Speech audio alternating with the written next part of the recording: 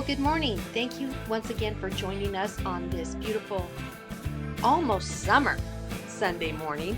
Um, the sun is out and it is absolutely gorgeous. Pastor Carl and I actually had to go to Phoenix last week because our little granddaughter was in the hospital. So we went to help out with the other littles. And so we were in Phoenix and it was definitely warm. But when we came home, it's definitely warm here too, and that's okay. She is doing better. They let her go home from the hospital on Friday after 8 days in the hospital. So it was a long time, long trip, and we're kind of tired. So we'll uh, we'll muscle through. Um, Couple of things to go over. Our men's group meets here at Monday nights at 6:30 and on Zoom. They prepare a meal, so if you want to come and join them, I know they'd love to have you be a part of that. Unfortunately, they had to cancel last week because we were out of town, but they'll be here next Monday night. Our ladies group is starting a new study. It's called How to Pray by C.S. Lewis, the book is called. And I was hoping we could start it up this Thursday, but I was late getting books ordered because we were out of town. So we'll start up not this coming Thursday, but the following Thursday. So if you want to be a part of it, you still have time to get your book, or let me know if you want me to get you a book. So they're $17. So if you want to be a part of that, we do it at 6:30 on Zoom on Thursday nights. Love to have you join us. Today is our capital improvements uh, collection, tithe, whatever you want to call it.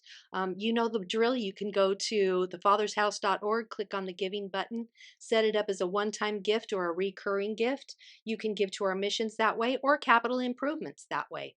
You can mail your check to the Father's House at 133 Bernal Road, San Jose, California, 95119. Or if you live in the local area, you'd like Pastor Carl or I to come by and pick it up, we'd be happy to do that. Or you can come and join us at church on Sundays and drop it in our tithing boxes that we have at the back of the sanctuary. Let's see, what else do I have? Oh, happy Mother's Day. I know I'll kind of do a broad overview of what the Father's House, how the Father's House celebrates Mother's Day when I start the message today, because I am definitely going to do the message today. I think Pastor Carl needed a Sunday off, even though he's had a couple off in the last little while because Pastor Carlos preached for him. But anyway, that's all I have for the announcements today. So we'll go into our message. And what have we been talking about? What has Pastor Carl been teaching us? We started out the first of the year talking about prayer.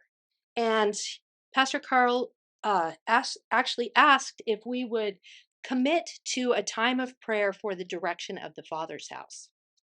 So we did that for a while. We opened up our prayer room in the just outside the foyer. If you don't know where it's at, let me know because we'd love to have you join us before service at 9:30 in the prayer room. Then we went into some teachings on the life of Jesus and spent several weeks on that. And then most recently, Pastor Carl has been talking about the Pentecostal Jesus, which is ironic because next Sunday is going to be Pentecost Sunday. And I'm sure he'll go into a little more detail on what that means to us as Christians and as Pentecostal Christians. But today, being Mother's Day, I wanted to go back to the focus on prayer just a little bit more. Like I said, here at the Father's House, we celebrate all women. It's not just mothers because some people can't be mothers, but everyone had a mother. And so that's a focus to celebrate that direction. So I have a question for you. How many of you had a mother that prayed for you or prayed over you? And how powerful were those prayers? How many of you have had a woman pray over you or lay hands on you? Because let me tell you, there is power in that type of prayer. And as mothers, I think you pray for your children, you pray for them, but how often do you lay hands on them and pray for them? And as I was thinking this process through, I thought, I haven't done that with my children. I haven't done it with my grandchildren. Carl does it with the grandchildren. And I'm sure he's done it with the children too, but I just thought, that's something to consider. Because the laying on of hands is a important part of prayer too. So when I was going through and researching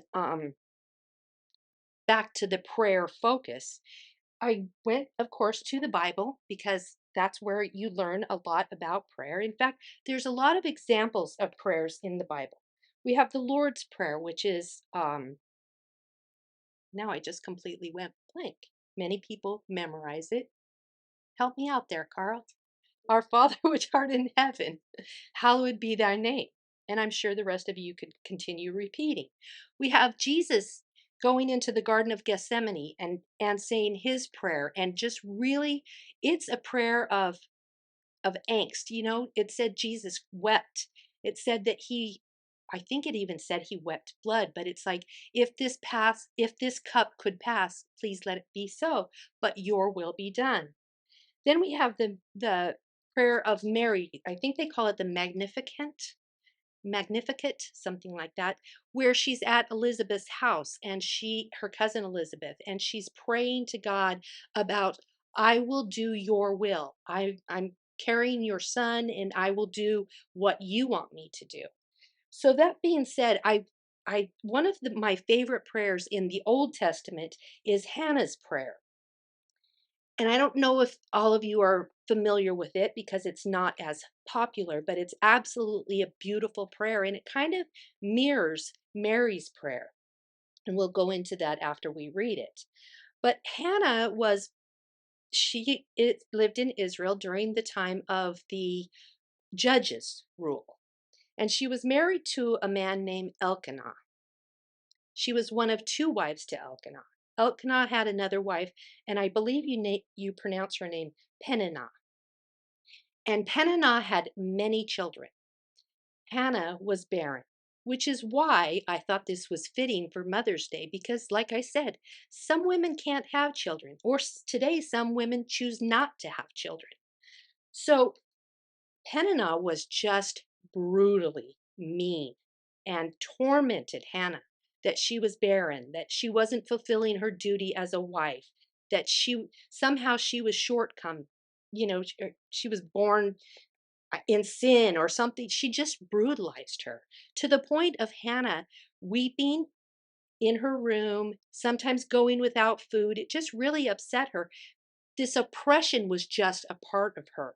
And it upset Elkanah because he loved Hannah. In fact, they would go to the temple in Shiloh each year to make sacrifice and to pray. And Elkanah would sacrifice for Peninnah and his sons and his daughters from her, but he would do double sacrifice for Hannah because, like I said, he loved her, and he thought that would somehow, I don't know how aware he was of the oppression that was happening between the two women's, but it was bad. So one of these trips to Shiloh to be in the temple, they were having an evening meal, and Peninnah started in on Hannah and just became relentless. So Hannah was upset. She left the table weeping. She went into the temple, and was crying out to God, just somehow let me conceive. Just somehow let me conceive a son. In fact, if I conceive a son, I will commit him to service to you for all of his life. Well, Eli, who was the priest in the temple at the time, was watching Hannah. Well, because she was praying silently, he perceived her as drunk. So he approached her and he told her, "Why are you drinking? Why so much wine?" And she said, "Sir," and very humbly, she said, "Sir, I am not drunk. I am crying out to the Lord. I would love to conceive a son." And as he listened to her explain her story and how upset she was, he committed to continue to pray with her. So Eli, the priest, is praying for this beautiful woman. She's crying out to God. And eventually, God answered her prayer. She got pregnant and she conceived a son. and named him Samuel. Well, for the next few years, as the family came back to Shiloh to pray and do their sacrifices at the temple, Hannah did not accompany them. She stayed home and raised Samuel until he was weaned. So the Bible says at the time he was weaned, she accompanied the family back to Shiloh. So I don't know. I mean, I think back in those days, children were probably weaned at the age of 3, maybe 4. I don't know. Very, very young to commit this young man Samuel to stay with Eli to be taught and raised in the service of God. I don't know how many women have faith strong enough that they would make that commitment to God and then keep it once they conceived and gave birth to this child. But Hannah was very, very faithful. She kept her promise just because God had kept his promise. So as she came back to the temple to bring Samuel to be committed, she like I said, she kept her promise. So there's 5 things that I wanted to bring up about Hannah. First of all, she was the 4th woman in the Bible that suffered from infertility. We had Sarah, we had Rachel, we had Rebecca, who all dealt with infertility issues. Yet Hannah was the 4th, and she was the very first to turn to God, to ask God, to petition God for this baby that she wanted so bad. The second thing about Hannah is she had remarkable wisdom. Peninnah would torment her and make fun of her relentlessly, yet she handled it with grace and humility. She never uh, responded. She would walk away. She did weep. She did go without eating, but there was never any retaliation. There was never any conflict over it. She just dealt with it with remarkable grace and wisdom. Yet when Eli came into the temple and accused her of being drunk, she responded again, humbly, with grace, but she stood up for herself and she explained to him what she was doing. So these prayers didn't just become a one-time prayer. They were a petition that went on and on and on. It wasn't a one and done decision. Eli joined in it as well. The 4th thing is that after Samuel was born, God continued to bless Hannah. In fact, she had 3 more sons and 2 daughters after the birth of Samuel. And the 5th thing to keep in mind about Hannah is that in the prayer, she prophesied, and you'll pick up on it as we read the prayer, that she prophesied of the change of the rule of Israel from judges to now kings, and that the king of King Solomon, then King David. And King David actually is who Samuel, as he grows up, will be a prophet for and help out. She also prophesied about the coming of the Messiah, the king. So we're going to go ahead and pick up her prayer. It's in 1 Samuel chapter 2, verses 1 through 10. An absolutely beautiful, beautiful prayer. It reads as follows. My heart exults in the Lord. My strength is exalted in the Lord. My mouth derides my enemies because I rejoice in your salvation. There is none holy like the Lord. There is none beside you. There is no rock like our God. Talk no more so very proudly. Let not arrogance come from your mouth. For the Lord is a God of knowledge, and by him actions are weighed. The bows of the mighty are broken, but the feeble bind on strength. Those who were full have hired themselves out for bread, but those who were hungry have ceased to hunger. The barren has borne 7, but she who has many children is forlorn. The Lord kills and brings to life. He brings down to Sheol and rises up. The Lord makes poor and he makes rich. He brings low and he exalts. He raises up the poor from the dust. He lifts the needy from the ash heap to make them sit with princes and inherits a seat of honor. For the pillars of the earth are the Lord's, and on them he has set the world. He will guard the feet of his faithful ones, but the wicked shall be cut off in darkness. For not by might shall a man prevail. The adversaries of the Lord shall be broken to pieces. The Lord will judge the ends of the earth, and he will give strength to his kings and exalt the power of his anointed. Now, I just think that is such a beautiful thing that here is Hannah. She's just given over her firstborn son to to Eli to stay with him now, to be raised to serve the Lord. And it just amazes me that her prayer is not one of thankfulness for Samuel, not for the gift, but thankfulness and praises to the giver. She says in there her shame is gone. She says in there that the one who has children is forlorn. I wonder if that means that she's praying for Peninnah to maybe not be so mean, maybe be a little nicer. But I love that she did that. And then she goes into God's external acts and what will happen. And then she ends it by prophesying of the God giving the king, whether it be King David or King Jesus, the power.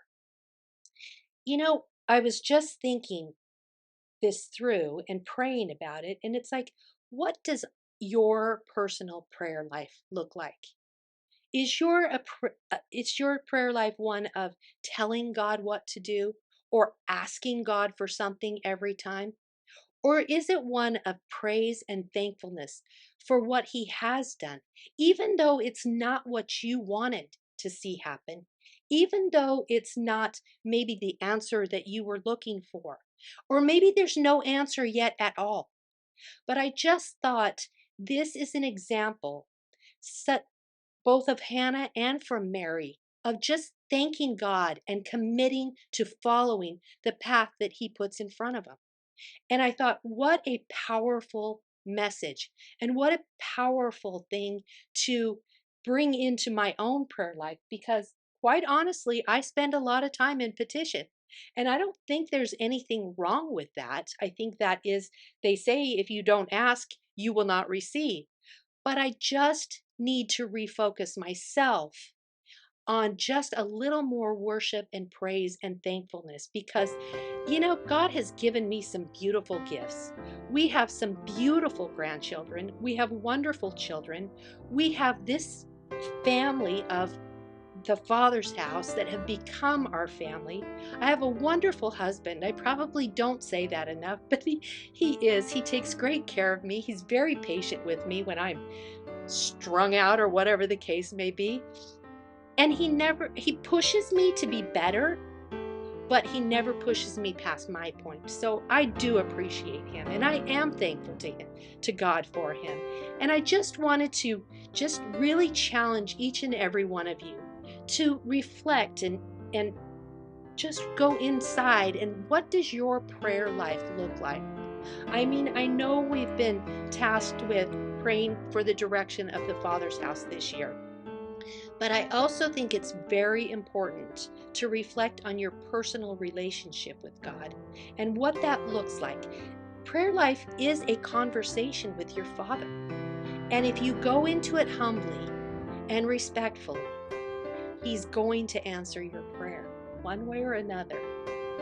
So that's really all I have to cover today. Thank you for spending the time with me, and I hope this challenges you just to reflect a little bit on what your prayer life looks like. Have a great day.